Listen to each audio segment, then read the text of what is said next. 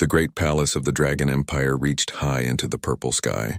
Its walls were made of crystal that shone like diamonds in the light of two bright suns. Inside the tallest tower lived the most powerful dragon family in all the galaxy. Emperor Kyong Ho ruled over 1,000 worlds with his mighty claws and burning breath. But today, something was very wrong in the royal nursery. Prince Taewon lay curled up on his bed of warm stones in the corner of the big room. He was just a baby dragon, only 3 years old in human years. His small body shook with each breath he took. His beautiful green scales had turned gray and dull. Where once they sparkled like emeralds, now they looked like old rocks. The little prince made soft whimpering sounds. His golden eyes were half closed and watery. Every few seconds he coughed in a way that sounded painful. The heating stones under his bed glowed red hot, but still Taewon shivered. 3 dragon doctors had come to see him that morning. They were tall creatures with long necks and sharp teeth. Their white coats barely fit over their huge wings. They looked at Taewon for only a few minutes before shaking their great heads. "This is not a real sickness," said Dr. Jin Wu, the oldest doctor. His voice rumbled like thunder. "The prince is weak in spirit.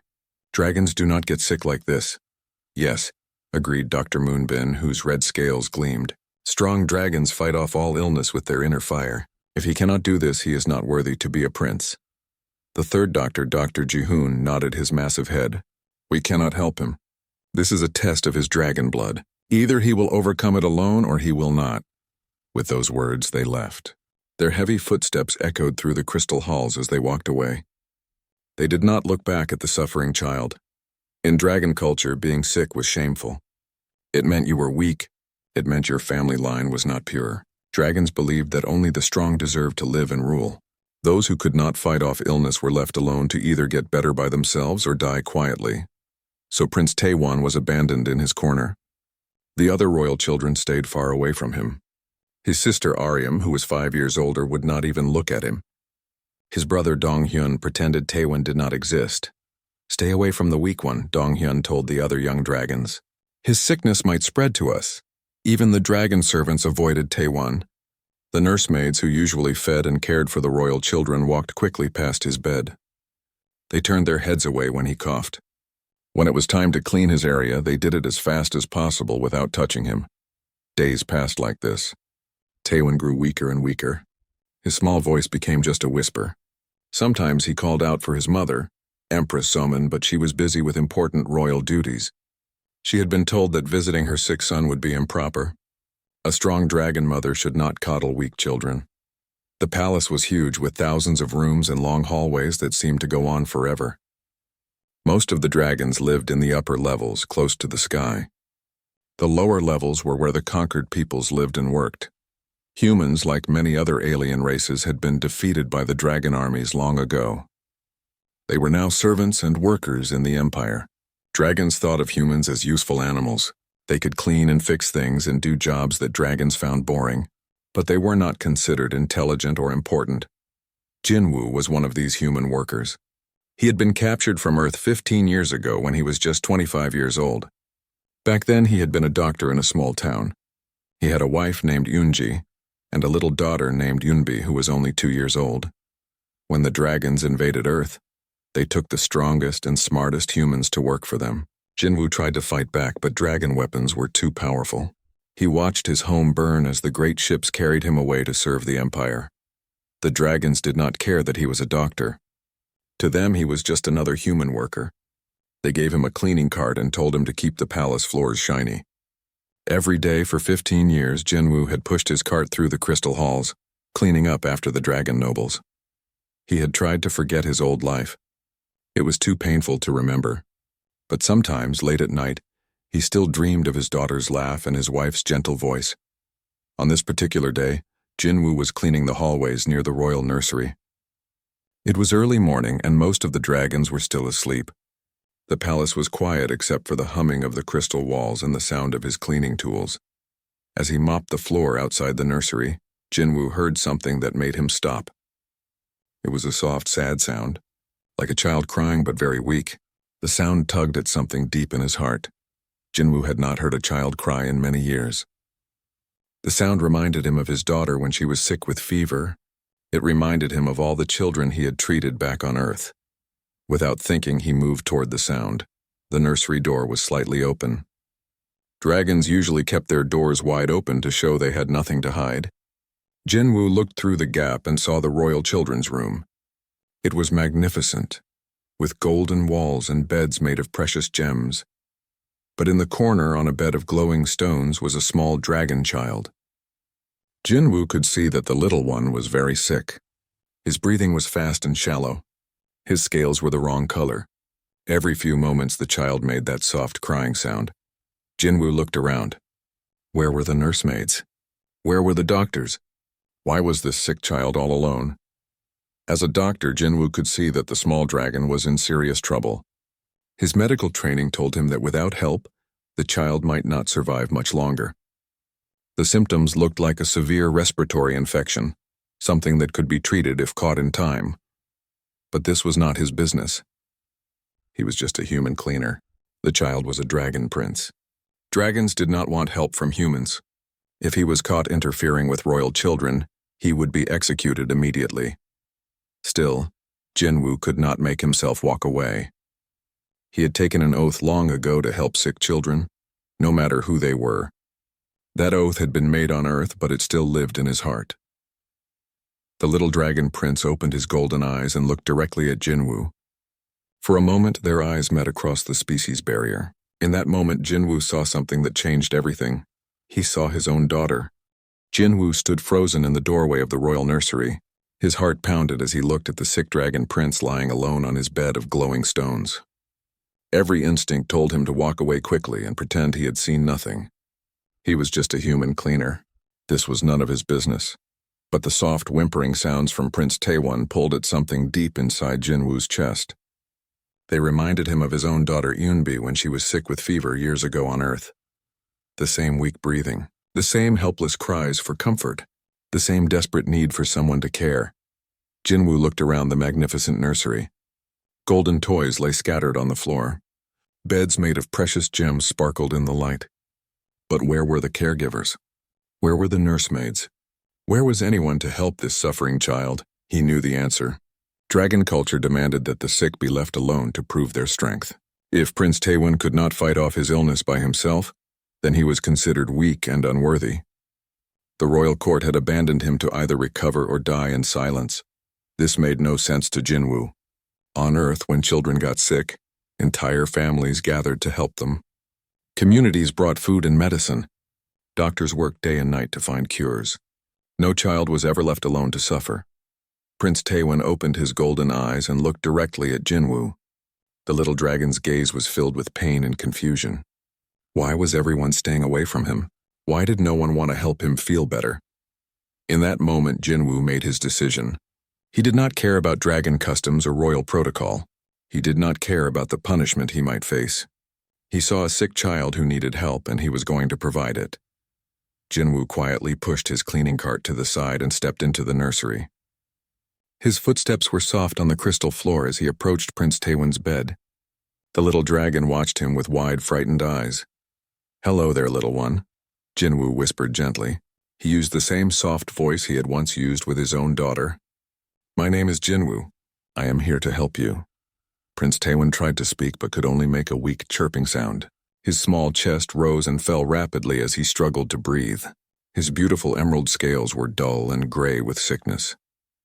Jin Wu knelt beside the bed and carefully placed his hand on the prince's forehead. The dragon's skin was burning hot with fever. His breathing was shallow and labored. These were symptoms Jin Wu recognized from his years as a doctor on Earth. "You have a very high fever," Jin Wu said softly, "and you are having trouble breathing. But do not worry. I know how to help you feel better." The prince's eyes filled with hope at these words. For days, everyone had told him that nothing could be done. The doctors had said he was weak. The servants had said he would either get better alone or not at all. But this human was offering to help him. Jin Wu looked around the nursery and found what he needed. There were soft cloths for cleaning the royal children. There was cool water in crystal bowls. There were comfortable cushions and blankets. First, Jin Wu dampened a cloth with cool water and gently placed it on Prince Taewon's forehead. The little dragon sighed with relief as the fever heat was cooled. Jin Wu continued to apply cool cloths to the prince's neck and arms, bringing down his dangerous body temperature. "There," Jin Wu said softly. "That should help with the fever. Now we need to help you breathe better." Jin Wu carefully repositioned Prince Taewon on his bed, propping him up with cushions so his airways were clearer. He had learned this technique during his medical training on Earth. Sitting upright made it easier for sick patients to breathe. "Is that more comfortable?" Jin Wu asked. Prince Taewon nodded weakly. Already his breathing seemed a little easier. But Jin Wu knew that medical treatment was only part of what the prince needed. The little dragon had been abandoned by everyone who should have cared for him. He was frightened and alone. He needed comfort as much as medicine. "Would you like me to tell you a story?" Jin Wu asked gently. Prince Taewon's eyes brightened with interest. No one had told him stories since he got sick. Everyone had been too disgusted by his weakness to spend time with him. Jin Wu began to tell the prince about Earth, about the blue oceans and green forests of his home world. He described the animals that lived there and the children who played in the meadows. He told stories that his own daughter had loved, tales of brave heroes and magical adventures. As Jin Wu spoke, Prince Taewon's breathing began to slow and deepen.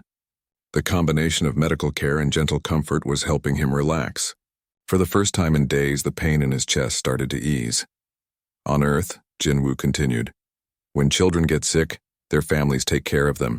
Parents sit by their beds and sing songs. They bring soup and medicine. They tell stories and hold their hands until they feel better. "Why?" Prince Taewon whispered. His voice was still weak, but he could speak again. "Because we love them," Jin Wu replied. "Because taking care of each other makes us all stronger. Because no child should suffer alone." These ideas were completely foreign to Prince Taewon. In dragon culture, helping the weak was seen as making everyone weak. But this human was saying the opposite. He was saying that helping others made everyone stronger. "Will you stay with me?" Prince Taewon asked. Jin Wu smiled. "For as long as you need me." As the hours passed, Jin Wu continued to care for the young prince. He applied cool cloths when the fever rose. He helped with breathing exercises he had learned from treating pneumonia patients. He told stories and sang gentle songs from Earth. Most importantly, he stayed. While the dragon court ignored their sick prince, a human slave sat by his bedside and provided the care and comfort that every sick child deserved. Prince Taewon began to improve under Jin Wu's care. His fever dropped to safer levels. His breathing became easier. His scales started to regain some of their natural color. But the little dragon was still very sick and needed proper medical treatment. "I think we need to get you to the doctors," Jin Wu said as he watched Prince Taewon struggle with another coughing fit. "The doctors said they cannot help me," Prince Taewon replied sadly.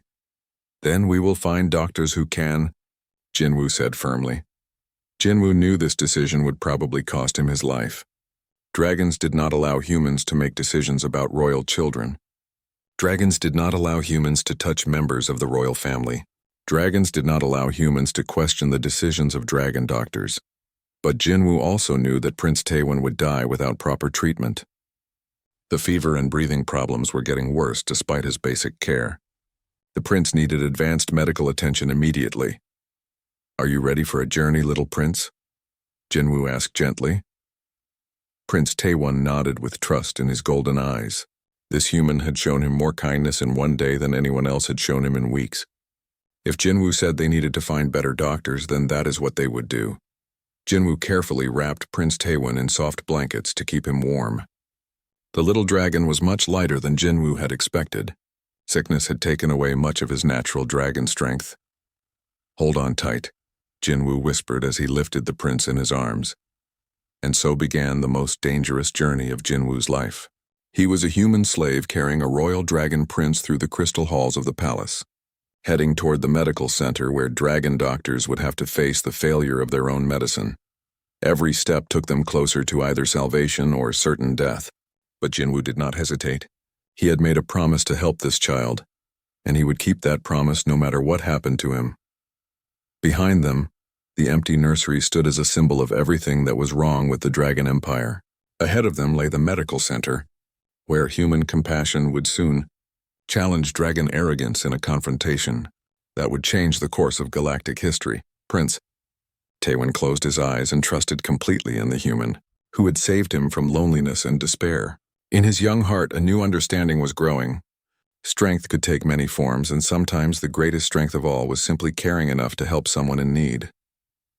The Dragon Medical Center was a place of wonder and fear. The walls glowed with soft blue light that could see inside any body. Machines hummed quietly as they scanned for injuries and disease. But this amazing place was built only for dragon problems. The doctors here knew how to fix broken bones and heal battle wounds. They did not know how to treat the kind of sickness that was killing Prince Taewon. Dr. Su-young was the head of all medical care in the palace. She was an enormous dragon with silver scales that sparkled like stars. Her voice could shake the ground when she was angry. And right now she was very angry indeed. When Jin Wu carried Prince Taewon through the medical center doors, every dragon in the room stopped what they were doing. Nurses dropped their tools. Other doctors stared with their mouths open. A human servant was carrying a royal prince. This had never happened before in the history of the empire. "Stop right there," Dr. Su-young roared. Her massive form blocked Jin Wu's path. Her golden eyes blazed with fury. "How dare you touch a member of the royal family? Guards, arrest this insolent human immediately." But Jin Wu did not stop or put down the prince. He looked up at the giant dragon doctor without fear. "This child is dying," he said in a calm voice. "Look at his breathing. Look at his color. He needs help right now." "Humans do not give orders to dragons," Dr. Su-young snarled. Her claws extended, ready to strike. "You will be executed for this crime." "Then execute me later," Jin Wu replied. "But help him first." Something in Jin Wu's voice made Dr. Su-young pause. She was a doctor before she was anything else. Her training told her to examine any patient brought to her, even if the situation was strange. Against her better judgment, she looked closely at Prince Taewon.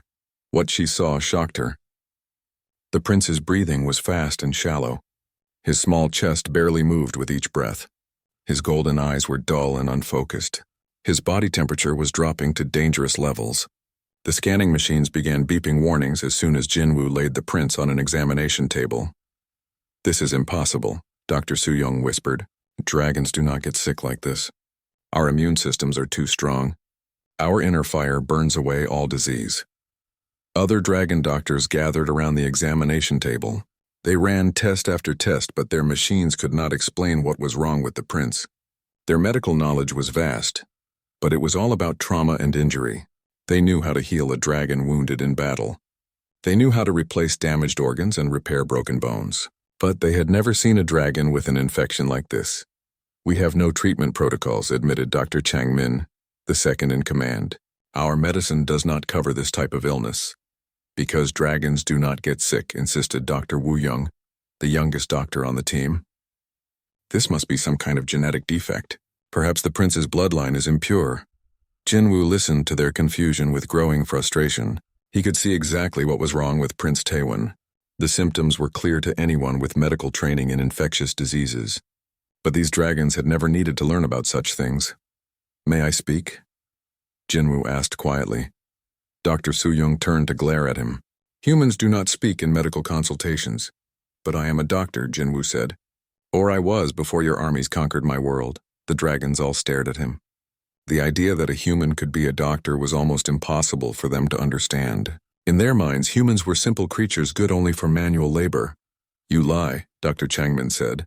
"Humans do not have the intelligence for medical training." "Then how do I know that Prince Taewon has a severe respiratory infection?" Jin Wu asked. "How do I know that his lung tissues are inflamed and filling with fluid? How do I know that without treatment he will die within hours?" Dr. Su-young checked her scanning equipment.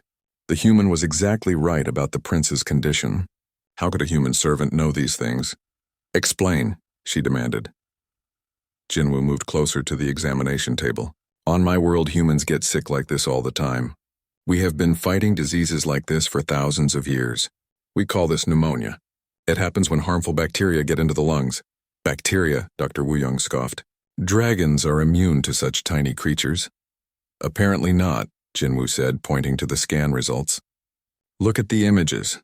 See those cloudy areas in his lungs? That is infection. That is bacteria growing where it should not be." The dragon doctors looked at their screens with new understanding. They had seen these cloudy areas but did not know what they meant. In dragon medicine, the lungs were either damaged by trauma or they were healthy. The idea of microscopic invaders was foreign to them. Even if you are correct, Dr. Su-young said slowly, we have no treatments for this. Our antibiotics are designed for dragon physiology. They might kill a young prince. Then try human methods, Jin Wu suggested. Simple supportive care. Help his body fight the infection naturally. Human methods, Dr. Changmin repeated the words like they tasted bad. You suggest we use primitive techniques. I suggest you use techniques that work, Jin Wu replied firmly. My people have been healing sick children for thousands of years. We know how to reduce fever. We know how to help breathing. We know how to support a body while it heals itself. Prince Taewon made a soft whimpering sound. His breathing was getting worse. The machines beeped more urgently. Dr. Su-young looked at the dying prince, then at the human who claimed he could help. Everything in her dragon culture told her that humans were inferior. But everything in her medical training told her to try anything that might save a patient's life. Show us, she said quietly. Jin Wu moved to the prince's side. His hands were gentle as he positioned the small dragon to help his breathing. He asked for cool cloths to bring down the fever. He showed them how to create steam to help clear the prince's lungs. He demonstrated massage techniques to help circulation. Most importantly, he talked to Prince Taewon in a soft, caring voice. He told the young dragon that everything would be okay. He sang gentle songs from Earth that his own daughter had loved. His touch was kind and patient. The dragon doctors watched in amazement. They had never seen medical care like this. Their treatments were quick and efficient, but this human showed something they had never learned. He showed compassion. Slowly, Prince Taewon's breathing began to improve. His fever started to drop. The cloudy areas in his lungs grew smaller. For the first time in days, the young prince opened his eyes and looked around with interest. Impossible, whispered Dr. Su-young, but the evidence was right in front of them. Human medicine was saving a dragon prince's life. The ground shook as Emperor Kyong Ho approached the medical center. His massive footsteps echoed through the crystal hallways like thunder. Dragons throughout the palace stopped what they were doing and bowed their heads. When the emperor was angry, even the bravest warriors trembled. News had reached him that a human slave had dared to touch his son. Not just touch, but carry Prince Taewon like a common object. The very idea filled Kyong Ho with rage that burned hotter than dragonfire. No creature in the galaxy was allowed such disrespect toward the royal family. The emperor's golden scales blazed with fury as he entered the medical center. He was enormous even for a dragon, standing 3 times taller than the largest human. His wings could block out the sun. His roar could be heard across entire continents. Right now his eyes glowed like molten gold as he searched for the human who had insulted his family. Where is the insolent creature? Emperor Kyong Ho demanded. His voice shook the walls and made the medical equipment rattle. Where is the human who dared to lay hands on my son? Dr. Su-young and the other dragon doctors immediately dropped to the floor in deep bows. They pressed their massive heads against the ground and did not dare to look up at their emperor. Your Majesty, Dr. Su-young said, her voice trembling with fear. The human is here, but please, you must know what has happened. I know what has happened, the emperor roared. A slave has forgotten his place. He has committed the ultimate crime against the royal bloodline. He will be executed immediately. Your Majesty, please, Dr. Su-young tried again. Prince Taewon is alive because of this human. Emperor Kyong Ho stopped moving. His burning eyes focused on the doctor with deadly intensity. Explain yourself. The prince was dying, Your Majesty. Our medicine could not help him. But the human knew what was wrong. He knew how to treat the illness. Prince Taewon is breathing normally for the first time in weeks. The emperor's head turned toward the examination table where his youngest son lay. What he saw there made him freeze with shock. Prince Taewon was sitting up. His golden eyes were bright and alert. His scales had returned to their beautiful emerald color. The young prince looked healthier than he had in months. Father, Prince Taewon said in a clear, strong voice, the human saved me. His name is Jin Wu.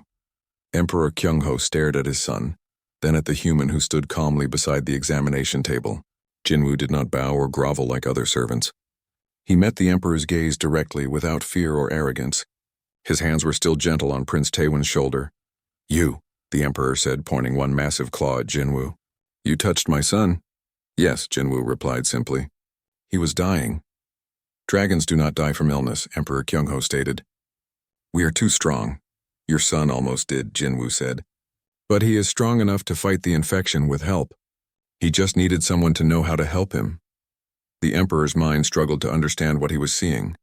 His entire worldview was based on dragon superiority. Dragons were the strongest, smartest, most advanced species in the galaxy. They had conquered 1,000 worlds through their superior abilities. How could a human, a conquered slave, possess knowledge that dragons lacked? What sorcery did you use? Emperor Kyong Ho demanded. No sorcery, Jin Wu answered. Just medicine. Human medicine. We have been treating diseases like this for thousands of years. Impossible. Humans are primitive creatures. Jin Wu was quiet for a moment. When he spoke again, his voice carried the weight of loss and memory. Your Majesty, before your armies came to Earth, I was a doctor in a small town. I treated children every day. I had a daughter of my own, about the same age as Prince Taewon. The Emperor listened despite himself. He had never heard a human speak about their life before conquest. When I saw your son suffering, I could not walk away. Jin Wu continued. It did not matter that he was a dragon and I am human. It did not matter that I could be killed for helping him. I saw a sick child who needed care. That is all. Prince Taewon looked up at his father with innocent eyes. Father, Jin Wu sang to me when I was scared. He made the pain go away. He was kind to me when everyone else stayed away. These words hit Emperor Kyong Ho like a physical blow. His own court had abandoned his son. Dragon doctors had declared the prince weak and unworthy. Dragon servants had avoided him in shame.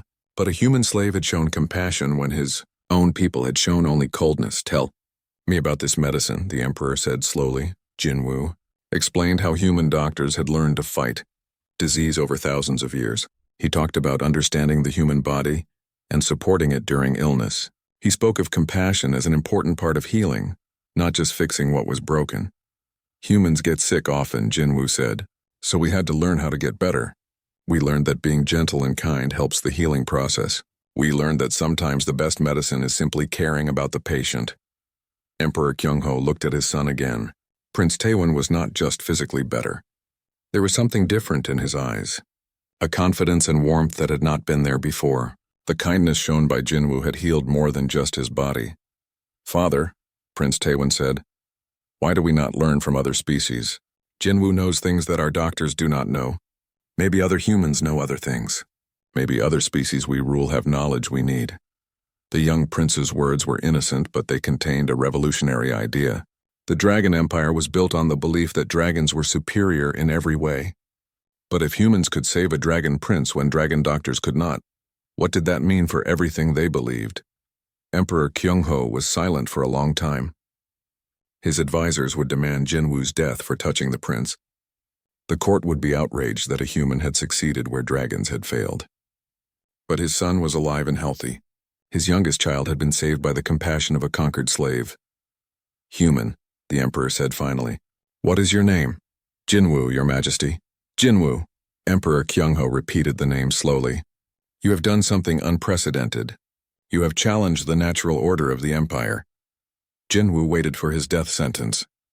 But you have also saved my son's life, the Emperor continued. That debt cannot be ignored. Prince Taewon grabbed Jin Wu's hand. Father, please do not hurt him. He is my friend. Emperor Kyong Ho looked at their joined hands. A dragon prince and a human slave. Different species brought together by kindness and need. It was a sight that should have been impossible in his empire. Dr. Suyong, the Emperor commanded, you will learn everything this human knows about treating disease. You will study his methods and improve our medical capabilities. Yes, Your Majesty, Dr. Suyong replied, though she looked confused. And you, Jin Wu, the Emperor said, you will remain in the medical center. You will teach our doctors your human methods. Consider yourself under royal protection. Jin Wu bowed his head. Thank you, Your Majesty. As Emperor Kyong Ho left the medical center, his mind was troubled. One human had saved his son and challenged everything he thought he knew about the natural order. What other knowledge might exist among the conquered peoples of his empire? What other wisdom had he been ignoring? The Dragon Emperor did not know it yet, but the first crack had appeared in the foundation of his absolute rule. And it had been created by the simple act of one human showing kindness to a sick child. Word spread through the palace like fire through dry grass. A human slave had saved the dragon prince. A conquered worker had knowledge that the greatest dragon doctors did not possess. Within hours, every servant, every guard, and every noble in the Crystal Towers knew the impossible story. In the lower levels where humans and other conquered species lived, the news brought something that had been missing for years: hope. For the first time since their worlds were conquered, the servants began to whisper that maybe their knowledge mattered. Maybe they were more than just useful animals. Minji was a human who worked in the palace energy systems. Before the dragon invasion, he had been an engineer who designed power plants on Earth. For 15 years, he had been forced to do simple maintenance work, never allowed to suggest improvements to the dragon technology. But now, after hearing about Jin Wu's success, he found his courage. The next morning, Minji approached his dragon supervisor, Commander Kyong Ho. "Sir, I have some ideas about improving the energy efficiency of the palace systems." Commander Kyong Ho stared at the human in disbelief. "Humans do not give suggestions about dragon technology." "But sir," Minji said carefully, "the human Jin Wu saved Prince Taewon with human knowledge. Maybe human engineering knowledge could help too." The commander was about to dismiss Minji immediately, but he had heard the Emperor's orders about learning from the human doctor. Perhaps it would be wise to at least listen.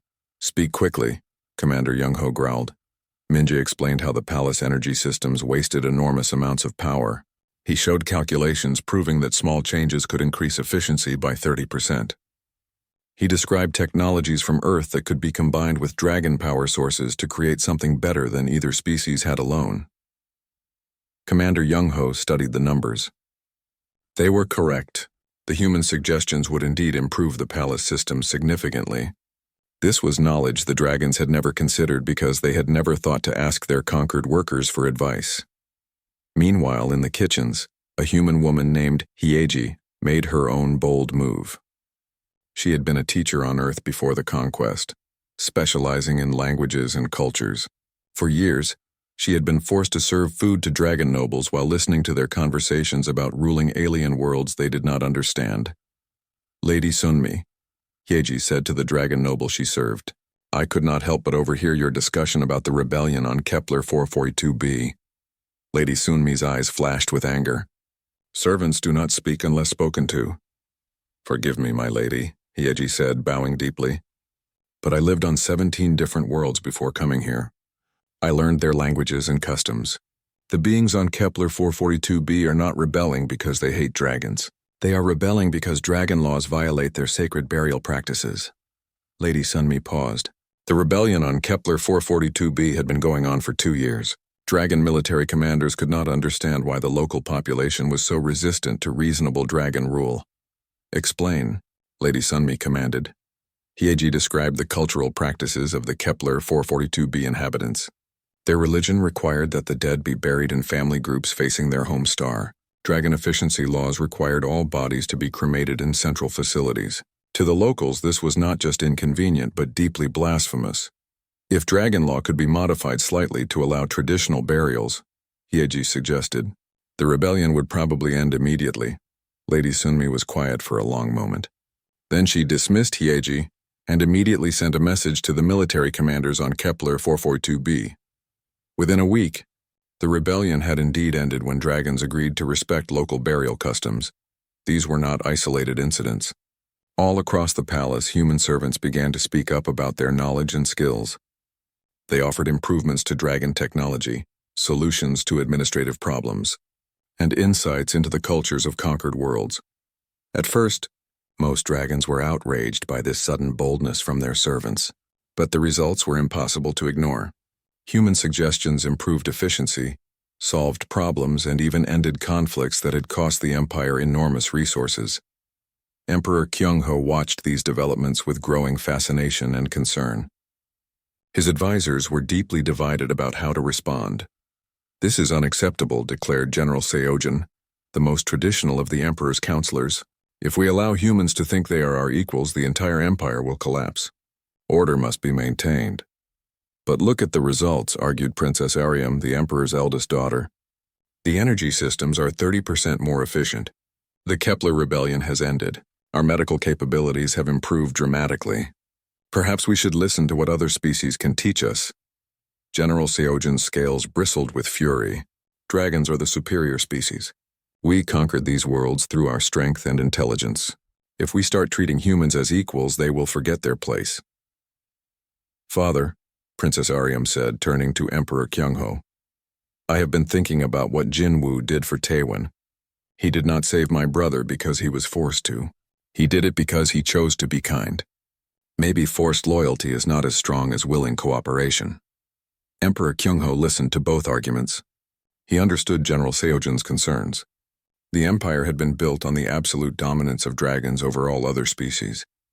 If that foundation cracked, would the entire structure collapse? But he also saw the practical benefits of using knowledge from conquered species. The empire was vast, ruling over thousands of different worlds with millions of different problems. Perhaps dragon superiority did not mean dragons had to solve every problem alone. Prince Taewon, now fully recovered, had become fascinated with learning about other species and cultures. He spent hours talking with Jin Wu about life on Earth before the conquest. He asked questions about human medicine, human art, and human ways of thinking. Jin Wu, Prince Taewon said one day, why do humans take care of their sick instead of leaving them to get better alone? Because we are stronger together, Jin Wu replied. When one human is sick, the whole community helps. We have learned that caring for each other makes all of us stronger, not weaker. But dragons believe that helping the weak makes everyone weak. Jin Wu thought carefully before answering. Your Highness, you were very sick. If dragons had left you alone, you would have died. But because someone helped you, you got better and stronger.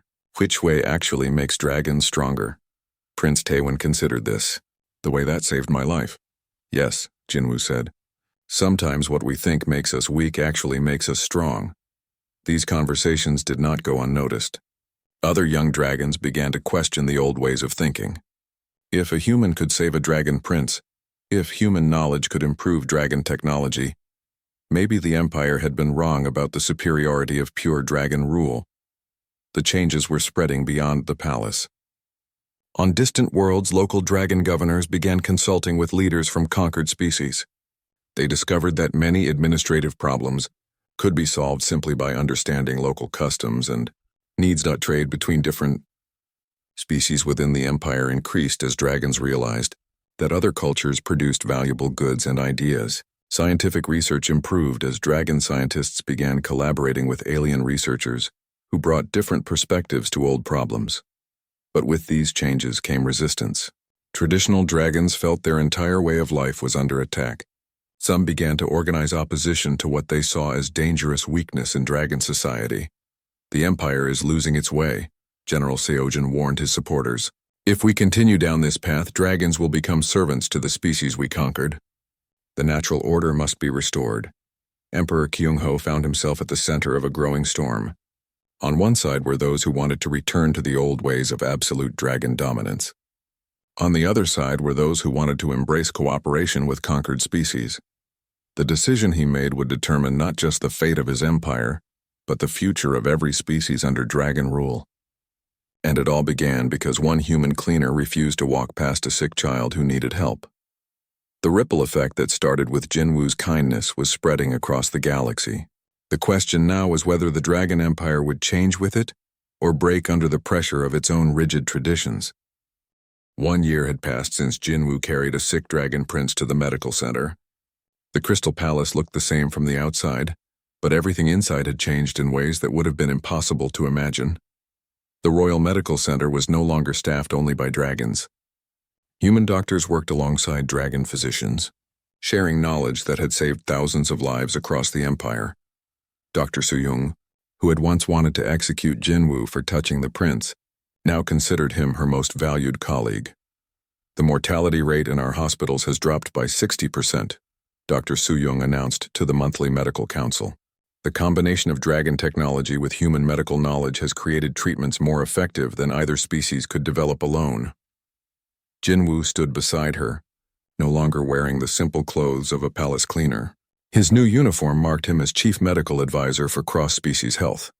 But more importantly, he wore a small crystal pendant that showed he was under direct protection of the royal family. We have also made contact with medical experts from other conquered worlds, Jin Wu added. The Zentorians have developed remarkable treatments for genetic disorders. The Corvathians understand brain injuries better than anyone in the galaxy. Each species brings knowledge that helps all the others.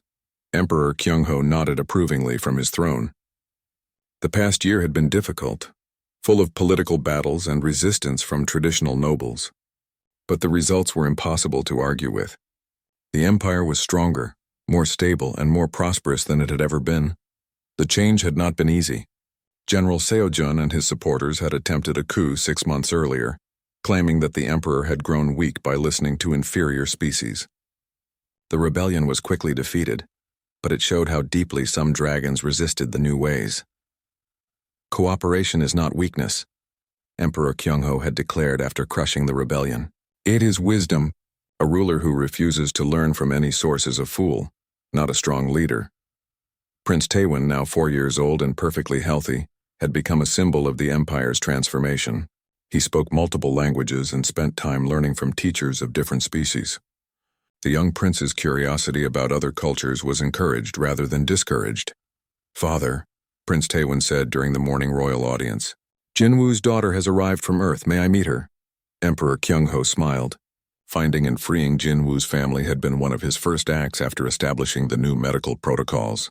"Of course, my son. Chunbi has traveled far to join her father." The reunion between Jin Wu and his daughter had moved even hardened dragon warriors to tears. Yunbi was now 17 years old, having grown up in a labor camp on a distant world. She was thin and scared when she first arrived. But the gentle care of the palace medical staff had helped her recover quickly. More importantly, Emperor Kyong Ho had issued a general amnesty for families of valuable contributors to the empire. Thousands of humans and other species had been reunited with relatives they thought they would never see again. "Your Majesty," Princess Ariam said, approaching the throne with a stack of reports. "The latest updates from the outer world show remarkable progress. The integration protocols are working beyond our expectations." Princess Ariam had become the chief architect of the empire's new policies. Her job was to coordinate cooperation between dragon rulers and local populations on conquered worlds. The results had exceeded everyone's hopes. Crime rates have dropped by 40% on worlds where we implemented cultural sensitivity training for dragon administrators, she reported. Trade revenues are up by 70% as local species are encouraged to develop their traditional crafts and technologies. "And the rebellions?" Emperor Kyong Ho asked. "Down by 80%. Father, it seems that most resistance to dragon rule came from misunderstandings and cultural conflicts, not genuine hatred. When we started respecting local customs and involving local leaders in governance, most populations became cooperative. This was perhaps the most surprising discovery of the past year.